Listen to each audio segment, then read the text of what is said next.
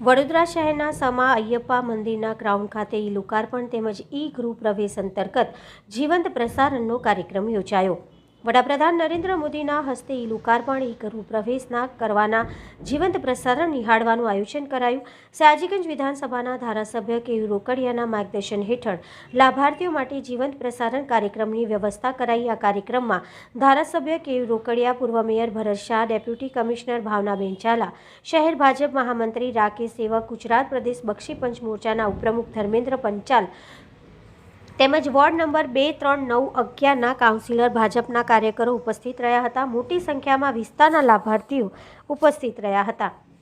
લોકાર્પણ કાર્યક્રમ યોજાયો। અંદાજિત 10 લાખ જેટલા લાભાર્થીઓને આવાસો લોકાર્પણ 1,31,445ના આવાસોનું અંદાજિત ખર્ચ 2.993 કરોડ ખર્ચ। વડાપ્રધાન નરેન્દ્ર મોદી દ્વારા કરવામાં આવાસ યોજનામાં આવાસોના લોકાર્પણ વડાપ્રધાન આ હસ્તે કરવામાં આવ્યું।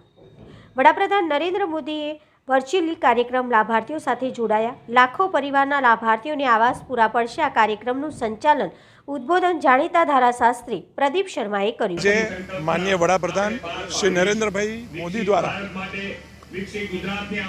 વર્ચ્યુઅલી જોડાઈને એક ઐતિહાસિક કામ એટલે કે ગુજરાતમાં 1,23,000થી વધુ મકાનોનું લોકાર્પણ અને 8,000 થી 9,000 મકાનોનું ખાતમુહૂર્તનો વર્ચ્યુઅલી કાર્યક્રમ જોડાઈને કરવામાં આવ્યો છે।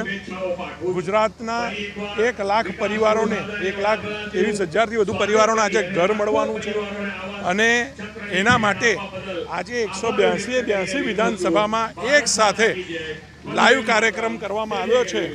ત્યારે સયાજીગંજ વિધાનસભામાં પણ આજે હજારોની સંખ્યાની અંદર લોકો આજે લાઈવ સાંભળવા માટે, લાઈવ જોવા માટે અને આજુબાજુમાં જે કોઈ લોકો ઘરથી વંચિત હોય એવા લોકોને ઘર અપાવવા માટે જ્યારે વડોદરા મહાનગરપાલિકા ગુજરાત સરકાર કટિબદ્ધ છે તો બધા લોકોને જાગૃત કરવા માટે પણ આજે વર્ચ્યુઅલ કાર્યક્રમનું આયોજન કર્યું છે।